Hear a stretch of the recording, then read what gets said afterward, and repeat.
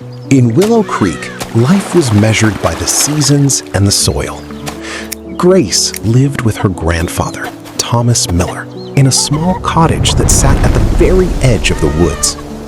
Their roof leaked when it rained, and their dinner was often nothing more than a bowl of thin vegetable broth. While others in the village owned sprawling pastures and fat cattle, Grace owned only the clothes on her back and a heart that felt every stir of the wind.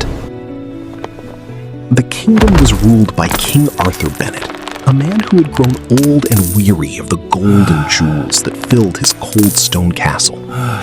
He had no heir, and he was tired of the flattery of greedy lords. One spring morning, the king sent a crier to every corner of the land, including the dusty paths of Willow Creek. The decree was simple. The king seeks a successor. Whoever brings the most valuable gift to the palace, a gift that cannot be bought with coin, shall wear the crown. The village went into a frenzy. Sarah Jenkins, the baker's daughter, spent weeks perfecting a cake infused with rare spices. Robert Clark, the wealthiest landowner, polished a massive emerald he had hidden for years. Even the children searched for the rarest bird feathers and the smoothest stones. Grace Miller sat by the hearth, watching her grandfather mend a fishing net. "Grandpa," she whispered, "I have nothing. I cannot even afford the ribbon to tie my hair, let alone a gift for a king." Thomas Miller looked at her with eyes that had seen 80 winters. He took her calloused hand and said, "Grace, the world is full of people trying to fill space with noise and things, but it is the empty vessel that is most useful, because it has the capacity to hold something new. Go to the king. Take him the only thing you truly own."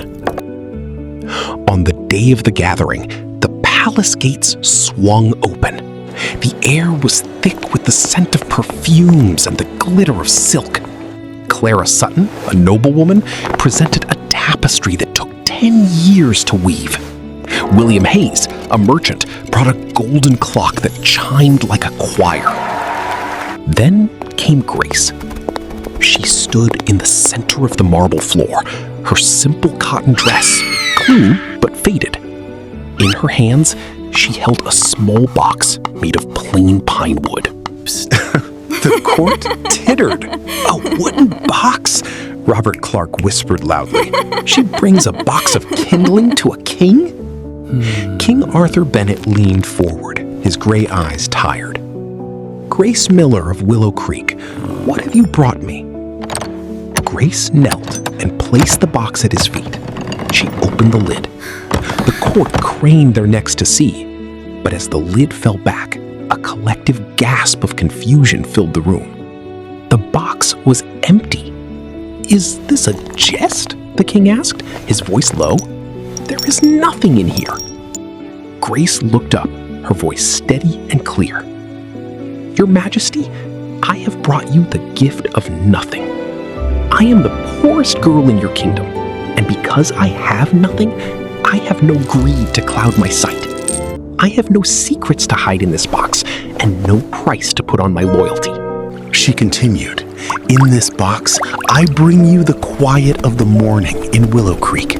I bring you the space to breathe without the weight of expectations.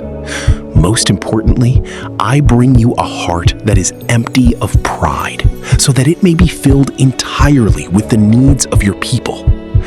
Gold is heavy, Your Majesty. It weighs a ruler down. But nothing is light. It allows you to move, to listen, and to change." The room went silent. The elders in the room, men who had spent their lives hoarding land and titles, suddenly felt the heavy weight of their gold chains. They realized that in their race to gather everything, they had lost the peace of nothing. The children in the crowd looked at Grace and realized that they didn't need to be rich to be important. They just needed to be real. King Arthur stood up. He walked down the steps of his throne and looked into the empty box.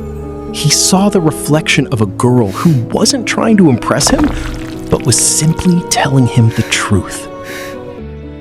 For years, the king said to the hushed assembly, I have been surrounded by something. Every person brings me a something because they want a something in return. But Grace Miller has brought me a space where I can finally be a man instead of just a monument. She has the wisdom to know that you cannot truly lead people if your hands are already too full of your own wealth to reach out to theirs. He took the crown from his head, a heavy, cold circle of gold, and placed it on the wooden table next to the empty box. Wealth isn't what you carry in your pockets, the king said, looking at the elders and the children alike. It is the room you leave in your soul for others. To the young, remember that your worth is not in what you own, but in the truth you hold. To the old, remember that we leave this world with exactly what Grace brought today. Nothing. What matters is what we filled that nothing with while we were here. Grace Miller returned to Willow Creek that evening, not to her old cottage, but to prepare for a life of service. She became the wealthiest queen the land had ever known, not because she filled her treasury with gold, but because she never forgot the value of that empty wooden box and the simple honesty of a girl from the hills. She taught the kingdom that while the world tries to tell you that you are only as good as what you have, the truth is that you are only as great as what you are willing to give up.